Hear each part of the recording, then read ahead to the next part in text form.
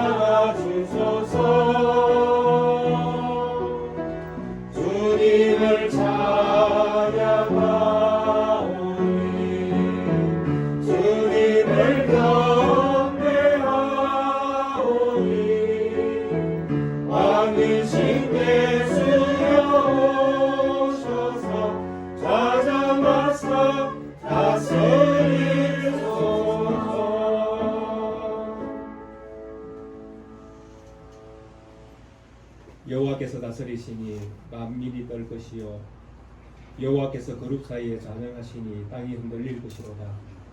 시온에 계시는 여호와는 위대하시고 모든 민족보다 높으시도다. 주의 크고 두려운 이름을 찬송할지니 그는 거룩하심이로다. 아멘. 사도신경으로 우리의 신앙을 고백드리겠습니다. 전능하사 천지를 만드신 하나님 아버지를 내가 믿사오며 그의 아들 우리 주 예수 그리스도를 믿사오니 이는 성령으로 잉태하사 동정녀와에 일하시고 본디오 빌라도에게 고난을 받으사 십자가에 못 박혀 죽으시고 장사한 지 사흘 만에 죽은 자 가운데서 다시 살아나시며 하늘로 오르사 전능하신 하나님 피난자 계시다가 그들로서 산자와 죽은 자를 심판하러 오시리라. 성령을 믿사오며 거룩한 공예와 성도가 설교하는 것과 죄를 사하여 주시는 것과 몸이 다시 사는 것과 영원히 사는 것을 믿사옵나이다. 아멘. 시편 23편을 하나님께 찬양드리도록 하겠습니다.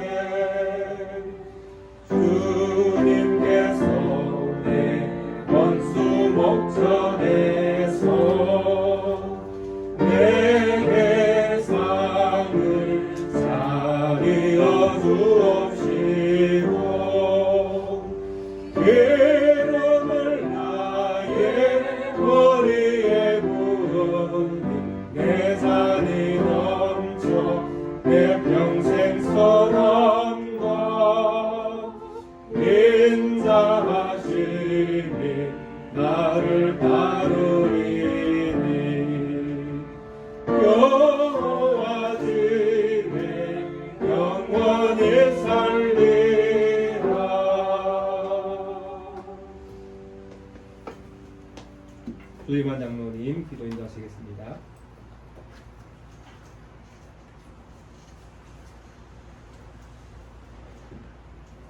하나님 아버지 감사합니다.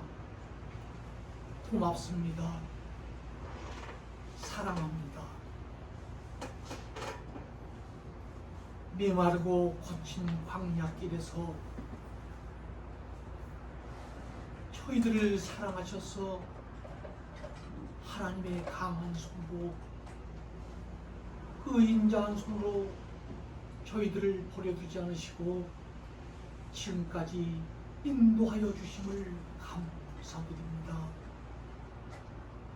오늘 귀한 날 이 오후 예배에 저희들을 원근 각처에서 부르셔서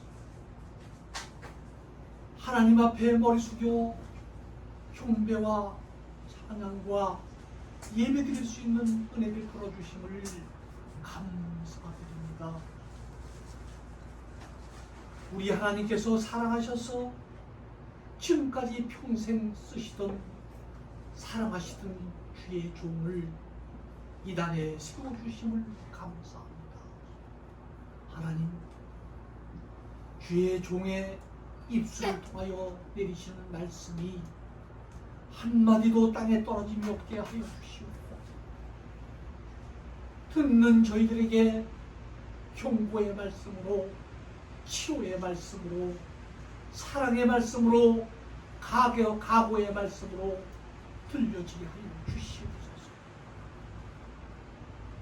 시간 사랑하는 종 하나님께서 평생 사용하시다가 때가 되매 은퇴라는 이름으로 이 단에 세워주신 하나님, 이제 은퇴식이 아니라 다시 시작하는 새로운 발걸음이 되게 하옵시고 나머지 주어진 여생 동안에 하나님, 교회 위에, 가정 위에, 세상 버려진 세상 위에 가난하고 홀벗고 굶주리고 소외받은 자들의 아버지가 되시며 기도의 아버지가 되셔서 마지막 주님이 부르시는 그날까지 다시 한번 기도하게 하옵시고 복음을 전파하게 하옵시고 하나님 앞에 귀 쓰임받다 주 앞에 서실 수 있는 귀한 종이 되게 하여 주시옵소서. 하나님, 평생에 주의 종에 걸어온 그 길을 아버지 아시지요. 메마른 광야 땅에서 세례 요한처럼 복음을 전파하여 위치는 광야에서 하나님의 복음을 전파했던 주의 종 그 길을 다시 한번 붙드시고 하나님 용기를 주셔서 마지막 여생 동안에 다시 한번 복음을 크게 외치게 하여 주시옵소서. 아버지, 이 시간 가족들이 모였습니다. 또 사랑하는 성도들이 모였습니다. 종의 그 길을 기대하게 하옵시고 사랑하는 자녀들 아버지가 걸어갔던 그 길, 용기를 내어서 걸어갈 수 있는 힘들을 주시옵고 각오하는 시간 되게 하여 주시옵소서.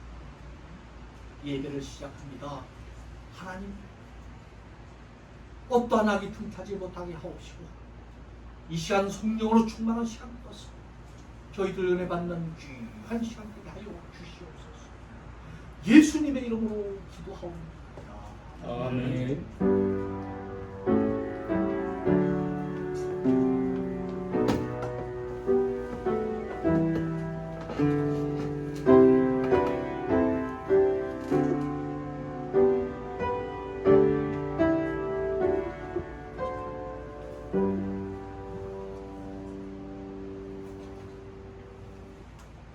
하나님의 말씀 함께 보도록 하겠습니다. 로마서 8장 29절에 있는 말씀입니다. 제가 가지고 있는 신약 성경책은 250페이지입니다. 로마서 8장 29절 말씀 한 말씀만 함께 한 목소리로 합독하겠습니다. 하나님이 미리 아신 자들을 또한 그 아들의 형상을 본받게 하기 위하여 미리 정하셨으니 이는 그로 많은 형제 중에서 막 아들이 되게 하려 하심이니라.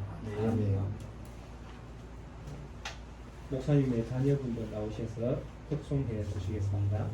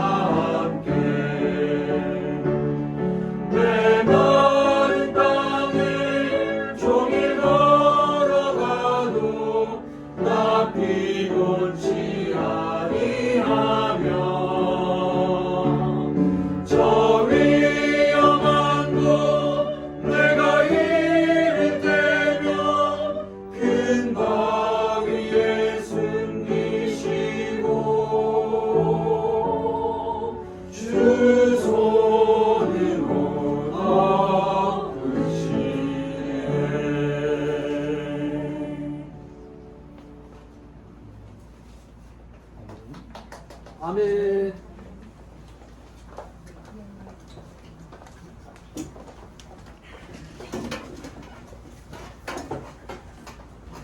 이제 목사님 나오셔서 잃어버린 하나님의 형상을 찾았어라는 말씀의 제목으로 로마서 8장 있는 말씀을 강설하실 때에 함께 은혜 받는 시간 되시기를 바랍니다.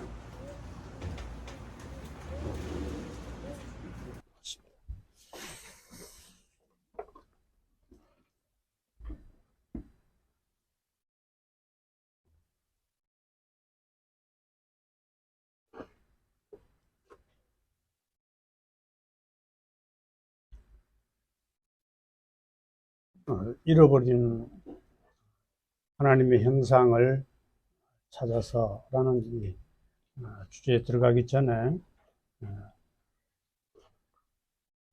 욕망, 저와 여러분 속에 있는 욕망이라는 것에 대해서 우리가 깊이 한번 생각을 해보겠습니다.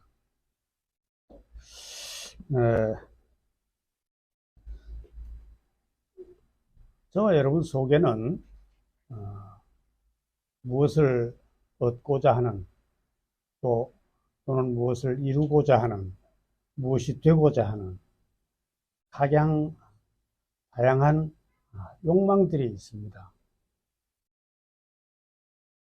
욕망이 있다 하면 우리가 호흡이 있고 살아있다는 증거인데요. 이 욕망은 우리 삶의 시작부터 끝까지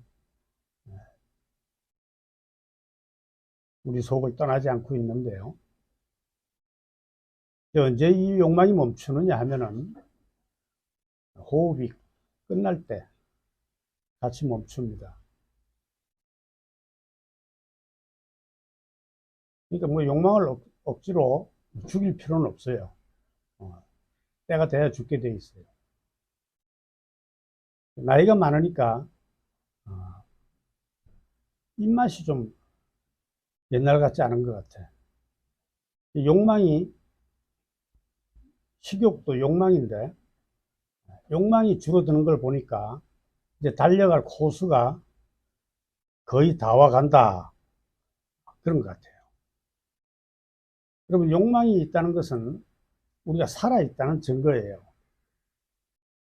그러니까 태어날 때부터 우리는 욕망을 가지고 태어난 걸 보면은 하나님께서 우리를 지으실 때 우리 속에 욕망이라는 것을 써놓으신 것 같아요.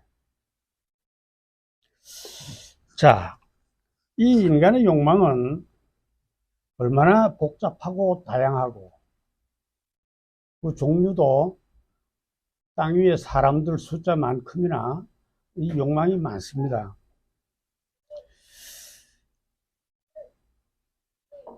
그런데 이 욕망이 하나님이 우리 속에 넣어가지고 창조하신 것이기 때문에 좋은 것일 겁니다. 그러나 어떨 때는 이 욕망을 우리가 제대로 잘못 다스려서 하나님이 창조하신 욕망을 가지고 죄를 범하게 된다. 쉬운 예로 애굽을 나온 이스라엘 백성들이 식욕을 참지 못해서 하나님이 인도를 따르지 않고 애굽으로 돌아가고 싶다는 소리를 질렀죠.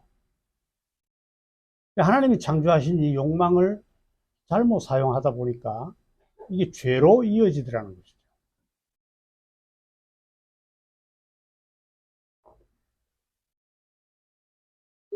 그런가 하면은 이 욕망은 하나님께서 우리 속에 만들어 놓으신 이 욕망이라는 것은 우리 신앙에 있어서 아주 중요한 기능을 합니다. 오늘 오전에 우리 담임 목사님께서 시편 19편을 가지고 그 다윗의 기도 정금, 그 많은 정금보다 내가 하나님을 더 좋아합니다. 율법을 더 사랑합니다. 하나님을 만나고 싶습니다. 하는 그 욕망을 말씀하셨는데요. 이건 아주 신앙적으로 이 욕망이 좋은 기능을 하고 있는 예에 해당합니다. 그래서 구약에는 우리 신앙 선배들이 다양한 욕망들이 이렇게 쓰여져 있어요. 욕망으로 번역되는 다양한 것들이 나타나 있는데, 신약에 들어와서는 이 땅에서 우리 욕망을 다 채우지 못하기 때문에, 죽을 때까지 자기의 욕망을 완전히 다 채울 수 없기 때문에 죽음 이후의 상태 혹은 삶에 대한 이 소망이라는 단어로 발전하는 것을 볼 수 있습니다. 바울은 빌립보서 1장 20절에서 23절 사이에 나는 죽고 싶다. 세상이 살기가 힘들어서 죽고 싶다 하는 욕망을 표시한 게 아니고요. 여기에 사는 것보다는 그곳에 가면은 여기서보다도 하나님을 더 가까이서 만날 수 있기 때문에 죽는 것이 더 좋다 이렇게 얘기합니다. 세상살이가 힘들어서 죽겠다는 그런 뜻이 아니고요. 바울 속에 있는 욕망이 아주 신앙적으로 좋은 기능을 하는 예에 해당하겠습니다. 욕망에 대해서 많은 철학자들이 이야기를 했어요. 인간을 분석해본 플라톤 같은 경우는 우리 속에 있는 욕망은 금이 간 그릇과 같다.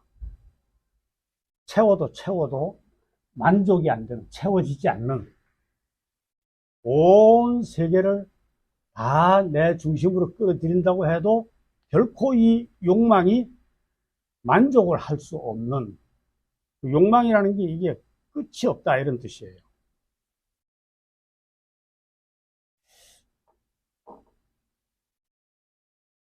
그래서 인간은 계속해서 누군가를 향해서 목이 마르다고 갈증을 호소합니다. 많은 것을 가지고 채워도 역시 더 목이 마르다. 마치 바다 위에서 갈증을 해소하려고 바닷물을 계속 마셔도 점점 더 그 갈증이 심해지듯이, 하나님은 욕망이라는 것을 어떻게 만들었고 무엇 때문에 만들어서 우리 인간들이 이렇게 채울 수 없도록 욕망을 만들어주셨을까? 또 왜 만드셨을까? 제가 예를 하나 들면 이게 예가 될지 모르겠습니다만은, 어려서 먼 타국으로 입양간, 철이 없을 때 입양간 어떤 사람이 성인이 돼서 자기를 낳으신 부모를 애타게 만나고 싶어 합니다. 그런 예를 많이 보죠. 살기가 힘들어서가 아니고요. 어쨌든 자기가 태어나게 된 그 근원을 인간은 찾고 싶어 한다는 것이죠. 이런 본능적 욕망이 있는데요.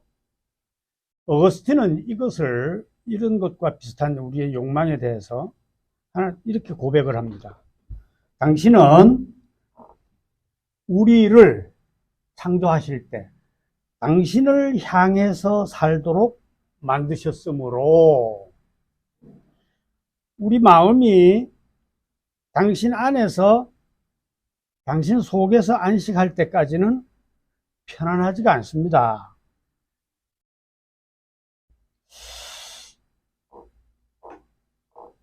세계를 내 안에 다 소유한다고 하더라도 이 욕망이 만족되지 않는 이유는, 이 욕망을 만족할 수 있는 수단이 우리가 사는 이 세상 밖에 있는 것이 확실합니다.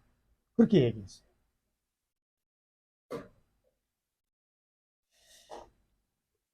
그러니까 우리 욕망이 이제 그 번민의 날개를 다 접고 안식할 수 있는 것은 결국은 우리를 만드신 자, 우리가 창조주를 만날 때, 창조주 안에 들어가서 그분과 하나가 될 때 이 욕망이 안식을 취할 수 있다, 만족을 취할 수 있다, 이런 뜻입니다. 여러분과 저가 그렇게 만들어졌다는 거예요. 고린도전서 13장 12절 보니까 바울은 사랑에 대해서 이야기하면서 사랑이 뭡니까? 하나님이 우리를 사랑하신다라는데, 우리는 사랑에 대해서 그냥 뭐 좋은 거 정도는 알고 있는데, 실제 그게 어떤 것인지 잘 몰라요. 희미하게밖에 모릅니다. 그런데 언제 가면 이것을 확실하게 알 수 있느냐?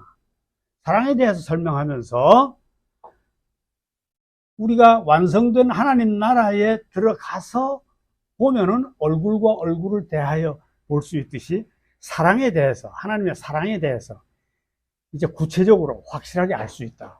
그런 뜻입니다. 제가 왜 이런 얘기를 하느냐 하면은,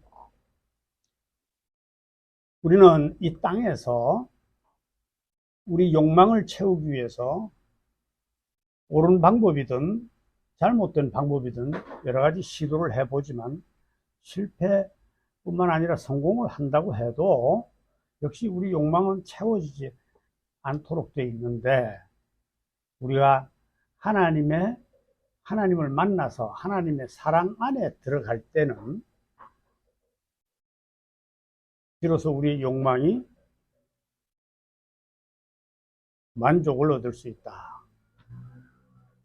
그러니까 하나님은 우리 속에 욕망을 만드실 때 이 욕망을 통해서, 욕망이라는 기능을 통해서 당신을 찾아오도록 만드는 것이구나 하는 것을 우리가 알 수가 있죠. 우리 속에 욕망을 만드신 하나님의 뜻이 당신의 품을 너희가 그 욕망을 통해서 찾아오라는 거예요. 찾도록 만들기 위해서. 토마스 아퀴나스라고 하는 신학자는 하나님의 형상으로 만들어진 인간의 본성의 최종 목표, 하나님의 형상으로 만들어졌다고 하잖아요, 성경이 우리를. 하나님의 형상으로 만들어진 인간의 본성의 최종 목표는 하나님에 대한 갈망이라는 거예요. 인간의 현재의 삶은 자신의 한계를 뛰어넘어서 절대자를 보고 싶은 욕망으로 물들어 있다는 거죠. 인간에 대해서 깊은 성찰이 아닐 수 없습니다. 어쨌든 이해하기도 설명하기도 힘든 이 욕망을, 이 본능적 이 욕망이 있다는 것을 우리가 깨닫고 이 욕망을 잘 길들여 갈 때 하나님과 우리는 깊은 관계 속에 들어갈 수 있다는 것이죠. 우리가 잘 아는 시인은 이 거룩한 욕망을 뭐라고 말했느냐? 목마른 사슴이 물을 찾듯이 라고 노래하고 있습니다. 이 C.S. 루이스라고 하는 신학자는요, 내가 이 세상이 아닌 다른 세상에 맞춰서 창조되어 있다는 걸 이 우리 욕망을 통해서, 욕망의 기능을 통해서 알 수 있다. 세상에서는 우리 욕망을 다 채울 수 없다는 것이죠. 많은 사람들이 자기 욕망을 채우기 위해서 노력하지만 이 세상에는 우리의 욕망을 완전하게 만족시킬 게 없다는 겁니다. 그러니까 헛고생하지 말아야 말이에요. 뿐만 아니라 C.S. 루이스는 상당히 긍정적인 얘기를 하는데요. 새끼 오리가 물갈퀴를 가지고 태어나는 걸 보니까 헤엄치고 싶은 욕망이 있는갑다. 그러니까 그거는 헤엄칠 수 있는 물이나 연못이 있다는 증거다. 그렇게 얘기합니다. 자, 우리 속에 하나님께서 만들어 놓으신 이 욕망은 하나님께서 당신을 찾아오라는 증거입니다. 이건 어떨 때마다 어떤 상황에서도 나를 향하고 나를 바라고 나와 내 안에 함께 있는 것을 네 인생의 목표로 삼아라, 이런 뜻이에요.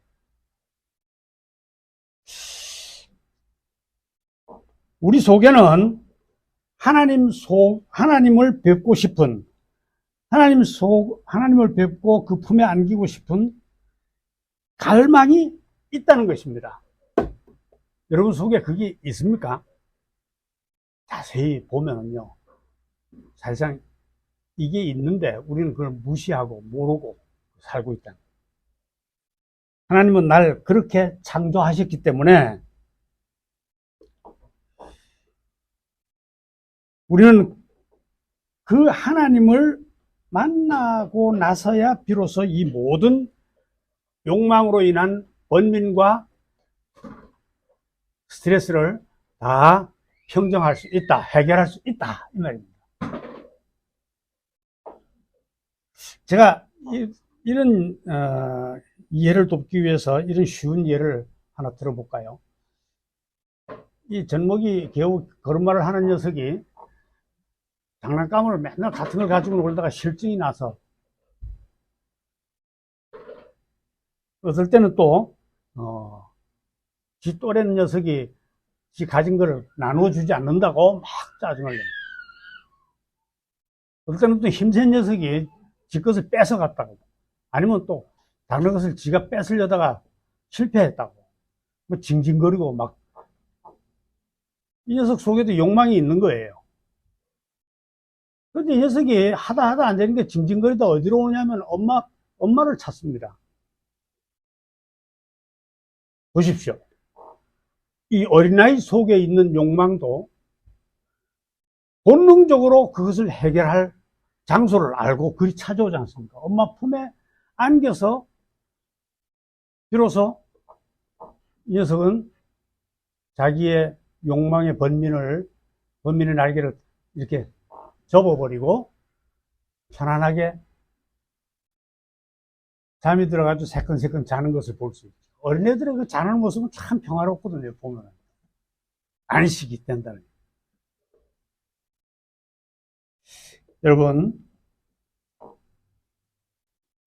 이 아이는 욕망 때문에 상처도 입었지만 그 욕망으로 인해서 엄마 품을 본능적으로 찾는 거예요. 그죠? 누가 가르쳐 주지 않았는데 하나님이 그 녀석 속에다가 욕망이라는 것을 써넣었기 때문에 그것을 통해서 그 해결책을 본능적으로 찾아 엄마 품을 찾도록. 자, 우리 속에 각종 이루고 싶은 욕망 때문에 우리는 번번이 얼마나 상처를 입고 힘들어 하십니까?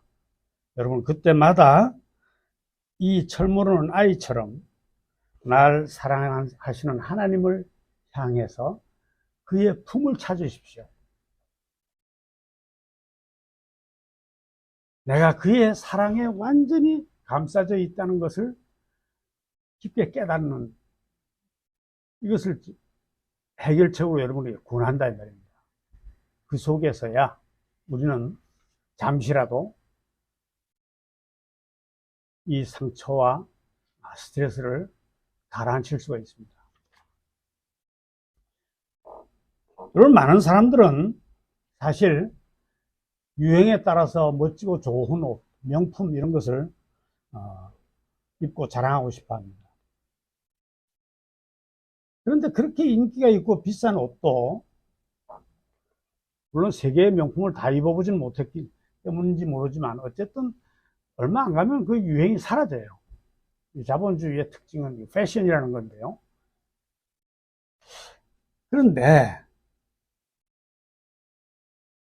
왜 저것만 내가 돈을 모아서 사서 입으면은 내가 진짜 행복할 것 같은데 그게 얼마 안 가더라는 것이죠. 또 더 다른 것을 또 찾아서 채워야 됩니다. 세계에 유행하는 모든 가장 비싼 명품을 입는다고 해도 결국은 그것은 우리의 욕망을 만족시키지 못합니다. 제가 안 해봐서 모르는데 성경을 통해서 보면 그렇게 돼 있어요, 인간은.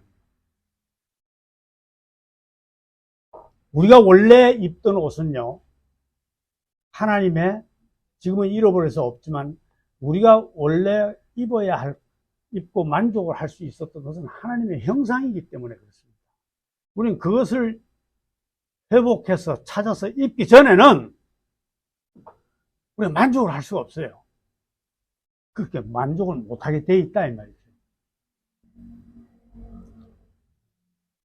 그 형상을 우리가 잃어버린 그 형상, 우리 죄로 인해서 잃어버린 그 형상, 하나님의 형상이라는 옷을 찾아서 내가 입기 전까지는 어떤 것으로 이 욕망이, 우리 속에 있는 이 욕망이라는 걸 만족시킬 수 없게 되어 있습니다. 늘 갈급하기는 마찬가지라는 것이죠. 이거를 깊이 이런 인간의 상태를 깊이 성찰한 사람들은 이것을 통해서 무신론을 주장한 사람도 있어요. 이 욕망을, 인간 속에 있는 욕망을 깊이, 루드비 포이엘바흐라는 사람은 신은 없다, 하나님은 없다, 그냥 사람 속에 있는 욕망이 그 욕망을 이루어주는 존재를 하나로 만들어가지고 그게 사람들은 하나님인 줄 알고 있다. 실제는 하나님이 없다는 거죠. 이게 욕망투사론이라고 하는 무신론자들의 19세기를 휩쓸었던 무신론자들의 주장입니다. 어쨌든 인간을 깊이 있게 성찰했다는 점에서는 우리가 상당히 알아줄만 합니다만은, 그런데 사람들은 그렇다 보니까 내가 하나님의 형상을 찾아서 그것을 회복하려는 이것을 포기해버리고 욕망 그 자체에 몰두돼 가지고 자기의 욕망을 투사해서 그걸 하나님으로 만들어 가지고선 그걸 섬기려고 해요. 교회 안에 그리스도인이라는 사람들조차도 그가 예배하는 하나님이 실제 하나님의 형상을, 실제 우리가 회복해야 할 그 하나님의 형상이 아니라 자기의 형상으로 하나님을 만들어 가지고 돈 잘 벌게 해주는, 아들들이 평안하게 살게 잘 해주는, 우리에게 행복을 가져다 주는, 우리의 욕망을 채워주는 자로 하나님을 만들어 가지고 섬기는 사람들이 흔하게 볼 수 있습니다. 그들이 열심을 내기는 하는데 가만히 보니까 그의 예배의 대상이 자기가 만든 하나님이에요. 그러니까 진짜 하나님이 아니고 뭡니까 이걸? 가짜 하나님. 그걸 우상이라 그래요. 우상. 인간의 욕망을 투사해서 만드는 그 우상을 섬기고 있는 거예요. 그래서 본인은 몰라요. 그게 하나님인 줄 알아요. 그럼 절에 가서 복 달라고 비는 사람하고 기독교인하고 뭐가 다릅니까? 그죠? 바울은 이것을 통탄해서 하는 말이 하나님의 형상을 버러지의 형상으로 만들었다. 이렇게 얘기하고 있습니다. 로마서 1장 23절을 보면. 오늘 많은 기독교인이라는 사람들이 진짜 하나님을 섬기는 게 아니라, 진짜 하나님의 형상을 갈구하는 것이 아니라 버러지를 섬기고 우상을 섬긴다. 인간이 그렇게 돼 있어요. 워낙 욕망에 치중하기 때문에. 욕망에 지나치게 빠지다 보면은 인간은 자기가 우상 공장이 될 수가 있다. 인간의 열심이 우상을 만들어내는 공장으로 바뀌었다. 여러분 속에는 이 우상이 없습니까? 여러분이 혹시 여러분 속에 있는 욕망을 가지고 지금 섬기고 있는 하나님이 우상은 아닌지, 좀 리얼하게 얘기해서 가짜 하나님은 아닌지 우리가 생각을 해봐야 돼요. 오늘날 많은 교회들이, 대형 교회들이 밖에다가 십자가 표신을 해놨는데 안에 들어가 보니까 온통 우상을 섬기는 집단이. 자식이 잘 되고 인류학교에 합격하고 돈을 잘 벌고 성공하고 행복해지는 복받는 교회. 그래서 뭐 10,000명씩 모여서 웅성대고 시끄럽게 하지만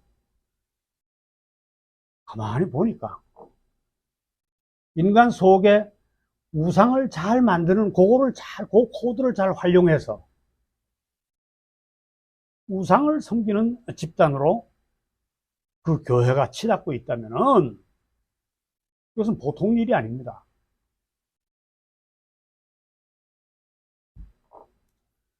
하나님의 형상으로 인간을 만든 게 아니라 인간의 형상으로 하나님을 바꿔버린 거예요. 거기에서 가장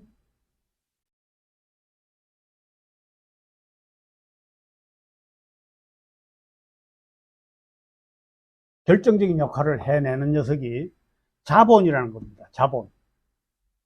쉽게 얘기하면 돈.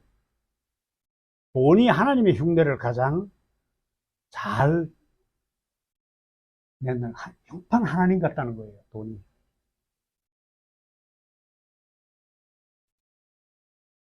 자본주의가 그 부정적인 효과로 만모리즘으로 바뀐 것이죠.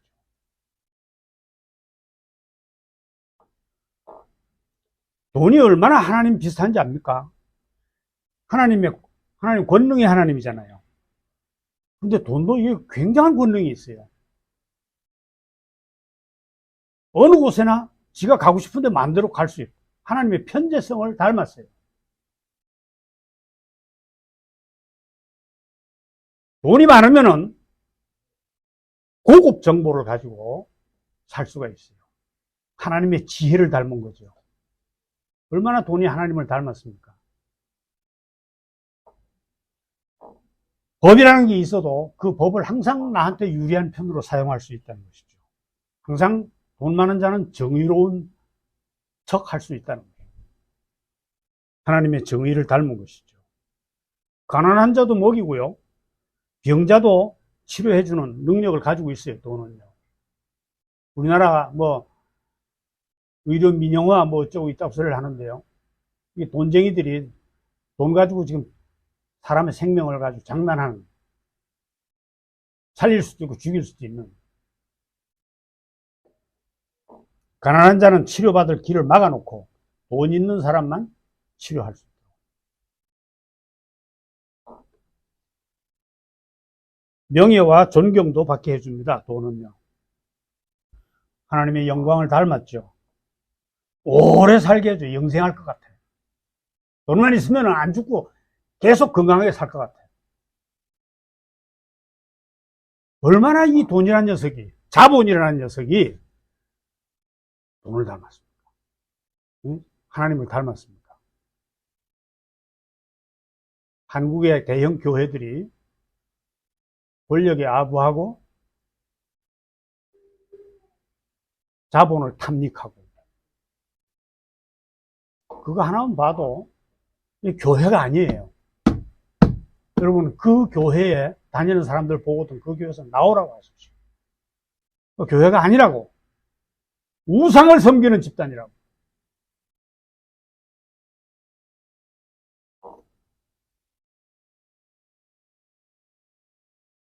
교회 안에서 어떤 데는 보니까요, 장사를 해요. 다단계 이런 걸 교인들 이용해가지고. 그런 거 하면 되느냐? 돈이 있어야 선교도 하고, 돈이 있어야, 구제도 할 거 아니냐? 그건 핑계고요. 그 교회 아닙니다. 돈을 섬기는 곳이에요. 그거는 그냥 자기네들 변명에 불과해요. 자, 시간이 좀 많이 가서 그럼 우리가 회복하고 입어야 할 하나님의 형상, 이게 도대체 뭘까? 젖먹이에게 어머니 품 같은 그게 하나님의 형상인 건 분명한데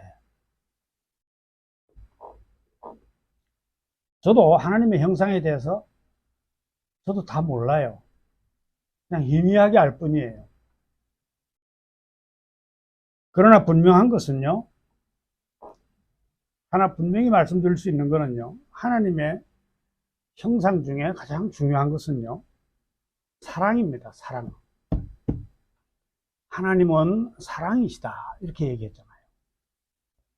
삼위일체 하나님은 서로 사랑으로 결합되어 있고 또 성령을 통해서 우리를 사랑하시기 때문에 그 사랑 안으로 당신의 삼위일체 가족 안으로 우리를 불러들이는 그 이유가 우리를 사랑하신다는 거예요.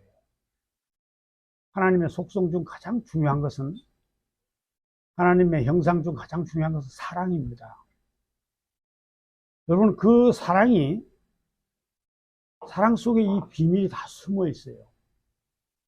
여러분 하나님의 사랑을 깊이 이해하고 여러분 하나님의 그 사랑 안에 깊이 내가 들어가서 그 사랑이 나를 감싸고 있는 것을 항상 느낄 수 있으면 좋아요. 이게 우리가 하나님의 형상을 덧입는 방법이고요. 마침내 하나님을 닮아가는. 여러분 하나님 닮고 싶지 않습니까? 바울이 아니고 다윗이 오늘 우리 담임 목사님 예를 들은 거 시편 19장에서 금 많은 정금보다 난 하나님이 더 좋습니다. 이 고백이 예사로운 고백이 아닙니다. 나는 금과 그 많은 엄청난 정금이 그게 더 좋을 것 같은데 그거 가지고 뭐 하나님 없어도 살 거 안 같습니까? 돈 가지고 안 되는 게 어디 있어? 이렇게 될 것 같은데 다윗은 그 많은 정금보다도 온 땅이 정금이 다 내 것이 된다고 해도 나는 그거보다는 하나님을 더 사모합니다. 이 다윗의 이 잘 다스려진 욕망은요, 정말 우리가 사모해야 돼요. 자기는 그걸 사모한다라거든요. 자기 욕망의 표현이에요. 그런 게 하나님께 연락되는 겁니다. 내 입술의 모든 말과 내 마음의 소원이 바라는 바가 하나님께 연락되기를 원합니다. 그렇게 얘기하잖아요. 다윗이. 그죠? 여러분이 이 소원을 다윗처럼 다스려 주십시오. 다윗처럼 그렇게 다스려. 어쨌든 이 하나님의 형상, 우리가 꿈에도 사모하는 하나님의 형상, 그 하나님의 사랑 안에 내가 들어가서 그분을 닮고 진짜 하나님의 자녀로 성장하고 싶은 이 소망이 여러분 속에 있어야 돼요. 근데 그 특징이 사랑이에요. 사실 사랑. 다윗이 바울이 고린도 13장 사랑장을 이야기하면서 사랑에 대해서 이야기하면서 자기도 희미하게밖에 잘 모른대요. 저도 희미하게밖에 잘 모릅니다. 하나님의 형상이 어떤 건지, 하나님의 사랑이 실제 어떤 건지 그냥 막 짐작은 하죠. 근데 그 완성된 그 나라에 가면은 얼굴과 얼굴을 대하여 보듯이 하나님의 형상을 우리가 분명하게 볼 수 있다 그랬습니다. 그게 우리 인생의 목표예요, 사실은요. 요한일서 4장 16절에서 노사도 요한은 사랑 안에 거하는 자가 바로 하나님 안에 거하는 것이다. 그렇게 얘기합니다. 여러분, 내가 하나님의 사랑 안에 있는 목마름을 가지십시오. 어떤 상황에서도 여러분이 가지고 있는 욕망 때문에 이런저런 스트레스가 있을 때, 낙심하고 마음이 상했을 때, 주저없이 이 하나님의 형상을 향해서 달려가야 됩니다. 우리는 그것을 찾아야, 그 속에 들어가 있음을 내가 깨달아야 우리의 모든 번민의 날개들을 접고 주님의 안식과 평안을 경험할 수 있도록 그렇게 창조되어 있다 이 말이죠. 우리는 다른 데 가서 해결책을 찾으려고 해봐야 목마르기는 마찬가지예요.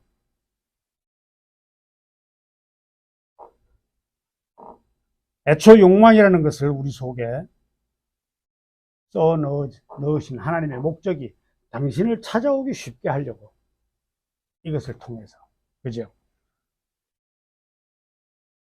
하나님의 사랑 안에 거하면서 그 품에 내가 안겨 있음을 깨닫고, 우리가 온갖 욕망으로 힘들어할 때마다 여러분들의 상한 날개를 그의 품에서 접을 수 있는, 이게 여러분이 이 삶 속에서 평안을 유지해가는 방법이에요. 하나님의 안식을 경험할 수 있는 방법입니다. 시편 19장을 지금 계속 이야기하고 있는데요. 그 결론 부분에 뭐라 했습니까? 우리 입술의 모든 말과 내 마음의 묵상이, 이걸 다른 말로 바꾸면 내 욕망이, 이렇게 하면 돼요. 내 욕망이. 그죠? 내 욕망이 하나님께서 받으시는 것이 되기를, 하나님께 연락되기를. 그래, 그거다. 그래서 내가 네 속에다 욕망이라는 것을 만들어 넣지 않느냐. 잘 찾아왔다. 너는 해결했다. 이 하나님의 말씀을 여러분들의 삶의 순간순간 지칠 때마다 들을 수 있는 여러분의 신앙생활이 되시기를 주 이름으로 축원하고 있습니다. 아멘.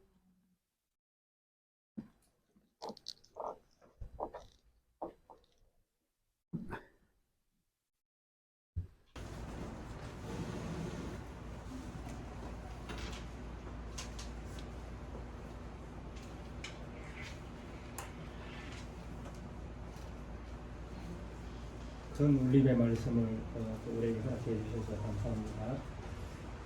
찬송가 463장을 함께 찬양드리도록 하겠습니다.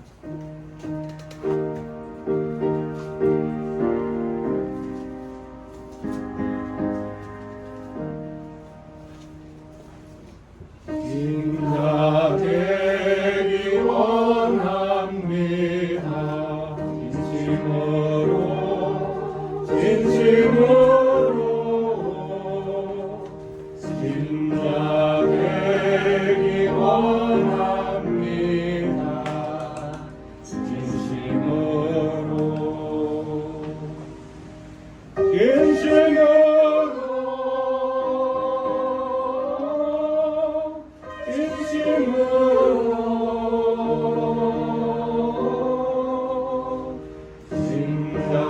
진자되기 원합니다. 진심으로 사랑하기 원합니다. 진심으로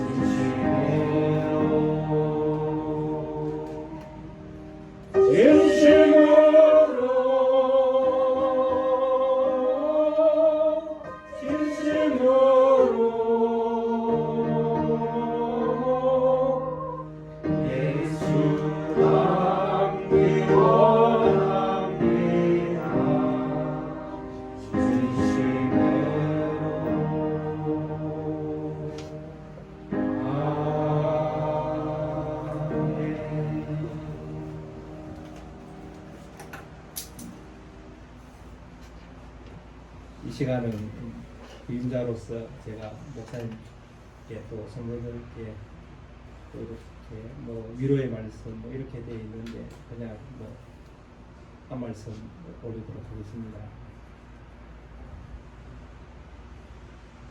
제가 그 목사님 때문에 두 가지를 잃어버렸습니다.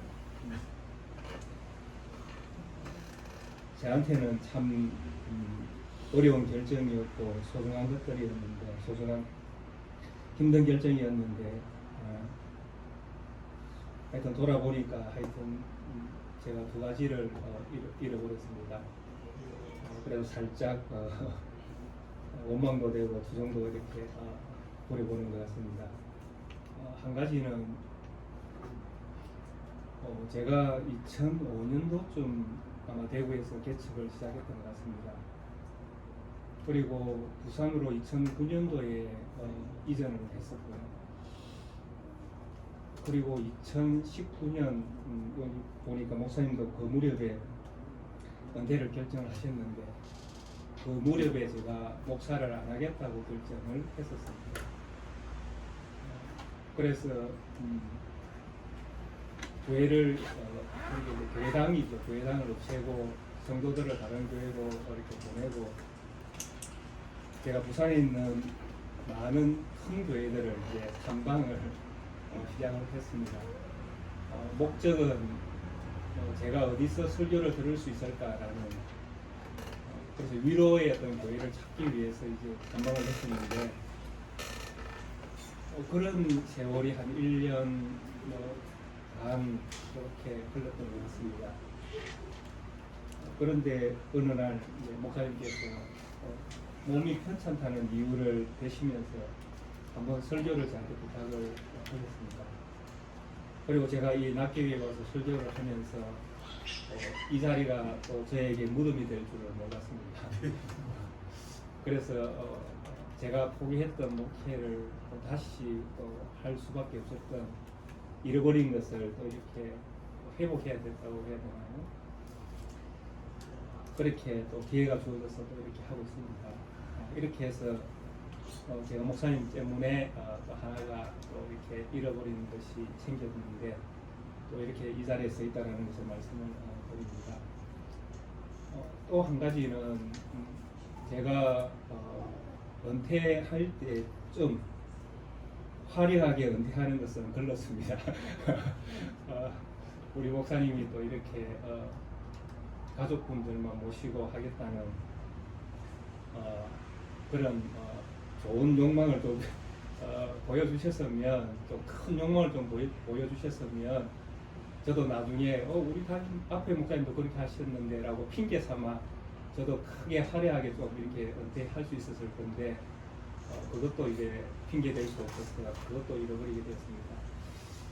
이렇게 저에게 두 가지를 이렇게 상처 아닌 상처를 주고 가시네요.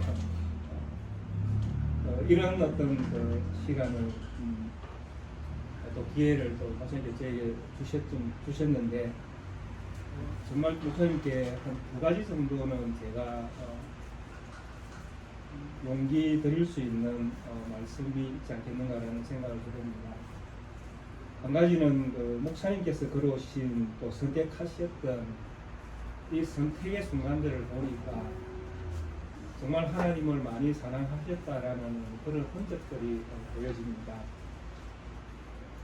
예수님의 제자로 살아간다는 것은 사실 쉬운 일은 아닙니다. 왜냐하니까 예수님께서 주셨던 그 말씀을 우리가 되새겨보면 누구든지 나를 따라오려거든 자기 자신을 부인하고 네 십자가를 지고 나를 쫓아라라고 말씀을 하셨는데 이 믿음으로 이 말씀을 정말 생명처럼 여기며 예수 그리스도를 따라간다는 것은 쉬운 일은 아닙니다. 또 설상 쉽지도 않지만은 또 그것을 또 믿음으로 행해내기도 사실은 어려운 문제입니다. 그런데 목사님께서 선택하셨던 2001년도 교회 개척과 또 2013년도 대한예수교 개혁회 설립에 동참하셨던 것, 그리고 2019년도에 낙계교회를 담임으로 하시지 아니하고 은퇴를 결정하셨던 것, 이런 중간 삶에 있어서 선택의 순간들을 보니까 그것은 정말 하나님을 사랑하는 어떤 마음으로 선택하셨던 순간들이었다라고 여겨집니다. 왜냐하니까 목사님도 방금 말씀하셨지만 인간의 욕망이라는 것은 더 화려하고 더 좋은 것, 더 많은 것, 또 더 인정받는 것 쪽으로 옮겨질 수밖에 없게끔 되어 있습니다. 그런데 오히려 그 모든 것들을 버리고 낮은 자리로 옮겨간다는 것은 사실 믿음이 아니고는 결정하기가 어려운 부분입니다. 근데 그럼에도 불구하고 목사님께서 늦은 나이에 목회의 길을 선택하셨다는 것만으로도 세상의 화려함을 쫓지 아니하고 하나님의 나라를 위해서 그 의를 위해서 선택했던 그 순간이 늦은 나이에 선택한 그 결정이 하나님의 사랑으로부터 출발되었다고 믿어질 수밖에 없다라는 것입니다. 그리고 저도 물론 2013년도에 대한예수교 개혁회의 설립 함에 있어서 동참자가 되었지만은 물론 본일 교단이 큰 교단은 아닙니다. 그럼에도 불구하고 대한예수교 개혁회는 그 교단에 대하여 너무나 보잘것이 없다라는 것입니다. 그런데 대한예수교 개혁회를 설립하면서 거기에 동참한다는 것은 더 낮은 자리로 내려가는 그런 선택이었습니다. 더 하나님을 사랑하기 위한 선택이었고 더 온전한 믿음을 가지고 하나님을 섬기기 위한 선택이었습니다. 저희들은 그렇게 믿습니다. 그래서 목사님께서 그 나이에 그 연배에 그 중요한 순간에 그것을 선택함에 있어서 주저하지 아니하고 동참하시는 것은 그 또한 하나님의 사랑으로부터 나온 결정이라고 그렇게 보여지는 것입니다.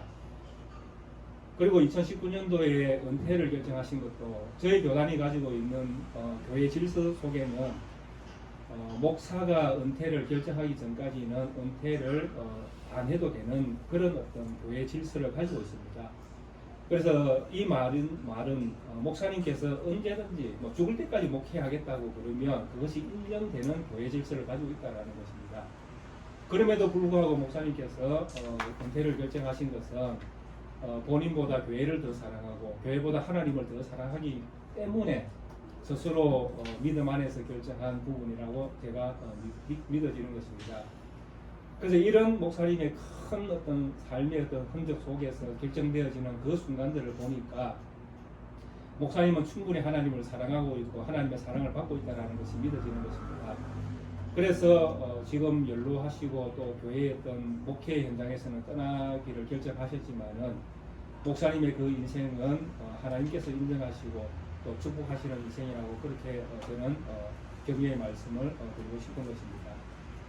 그리고 또 한 가지는 자녀들의 문제들입니다. 저도 아들이 하나 있는데 오래전 이야기지만 지금도 변함이 없는 제 아들의 어떤 그 장래에 그가 해야 될 일 가운데에 그가 하고 싶은 일들 가운데에 목회는 전혀 없습니다. 그래서 우리 아들이 저를 보면서 아빠가 하는 목회는 자기는 안 하고 싶다고 그렇게 이야기를 합니다. 근데 목사님의 자녀들을 보면 반대의 결과를 가지고 있는 것입니다. 여기에 그 목사님 소리교회 목사님도 앉아 계시고요. 목사님의 자제분이니까요. 저는 이것만으로도 충분히 목사님이 자녀 교육에 성공하셨다고 그렇게 보여지는 것입니다. 자녀가 아버지의 목회 현장을 보고 나는 목회를 안 하겠다라는 것이 아니라 그럼에도 불구하고 하겠다라는 결정을 하고 또 우리 소리교회 목사님의 그 또 교회를 해 나가는 그 방법들을 보면 목사님을 닮아 있는 것처럼 보여집니다. 물론 신앙의 어떤 결정이기 때문에 어떤 말씀을 가지고 그렇게 결정했는지 알 수는 없지만은 분명히 믿음 안에서 그 결정을 하고 그 길로 가고 있다는 것이 보여지는 것입니다. 제 눈에는. 그래서 이런 것들을 볼 때에 목사님께서는 사무엘도 엘리 제사장도 성공하지 못했던 자녀 교육에 성공하신 분으로 보여지는 것입니다. 그래서 이런 면에서 목사님은 충분히 하실 일들을 다 하셨고 또 충분히 목회자로서 또 성공하셨다고 보여지는 것입니다. 그래서 이런 면에서 저는 목사님의 이렇게 하나님 앞에서 했던 그 모든 사명과 사역과 또 자녀 교육에서 충분히 아버지로서 또 하나님의 어떤 말씀을 맡은 자로서의 도임을 다 하신 걸로 그렇게 보여지기 때문에 저는 이런 면에서 목사님께서 충분히 위로를 받아도 되겠다라는 그런 확신이 있습니다. 그래서 제가 목사님께 마지막으로 부탁드리고 싶은 것은 그렇습니다. 처음 제가 이 교회를 맡을 때 목사님께서 이 교회에 나오지 않겠다고 선언을 하셨는데도 불구하고 지금 교회에 잘 출석해 주고 계십니다. 제가 예전에 보았던 그 드라마 중에 도깨비라는 드라마가 있었습니다. 거기에 고려 왕으로 나오시는 분이 아주 어린 이제 자녀를 두고 이제 세상을 떠나는 그 장면에서 자기 충신에게 자기 아들에게 전하라는 말이 있었습니다. 앞 대사는 기억이 안 나는데 뒤쪽 대사는 기억이 납니다. 내가 이 아들을 돌보지 아니함으로 돌보았다고 전하라라는 그런 대사가 있었습니다. 목사님의 어떤 마지막이 이 낙계교회에서 꼭 뭐 이렇게 해달라는 것은 아니지만은 충분히 앉아 계시는 것만으로도 충분히 이 교회가 위로되어지고 힘이 되어진다라고 말씀을 드리고 싶습니다. 그래서 돌보지 아니함으로 돌보는 것처럼 이렇게 앉아 계셔 주시면 또 우리와 함께 동력해 주시면 그것으로도 저희들은 충분히 위로가 되지 않겠는가라는 생각을 합니다.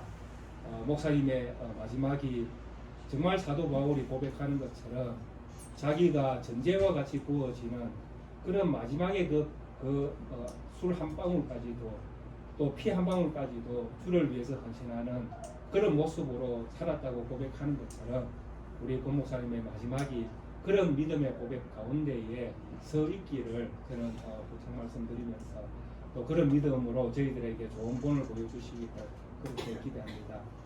우리 성도님들도 목사님의 이런 어떤 삶을 통해서 보여주셨던 이런 선한 가르침들을 잘 기억하시고 또 오늘 우리에게 들려주셨던 큰 울림의 말씀들도 잘 기억하시면서 또 선한 또 본들을 받아서 믿음을 잘 지켜가는 저와 또 우리 모든 성도님들 되시기를 간절히 소원하겠습니다. 아멘 아멘 할렐루야. 우리 찬송가 620장을 함께 찬양 드리신 이후에 목사님 오셔서 축복 기도해 주시겠습니다.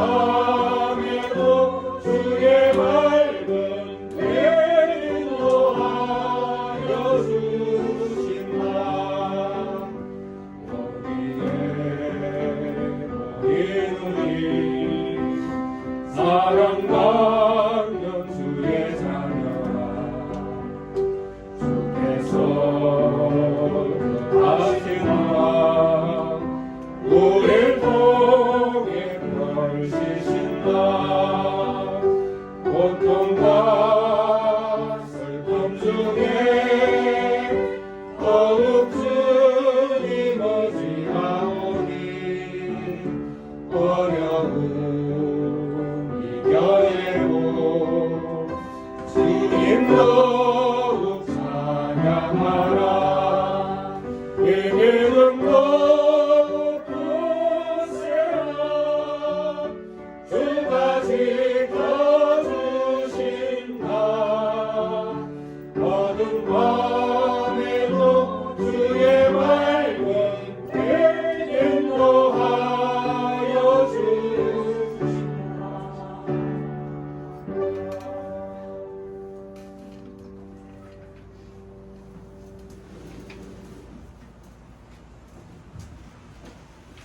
지금 우리 주 예수 그리스도의 은혜와 하나님 아버지의 만국하시는 사랑하시고 성령께서 날마다 우리를 하나님의 은혜 안에 하나님의 사랑하는 하나님의 형상을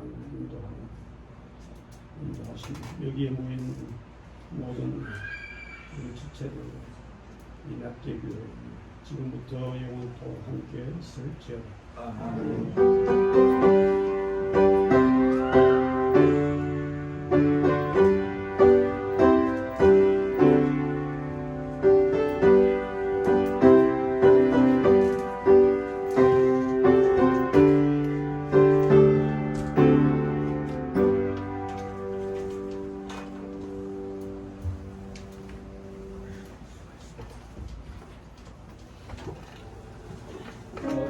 마치고 식사 준비되어 있습니다. 식사 마치고 가족분들 어디 뭐 자식이라도 한명 있는 그런 기념도 하는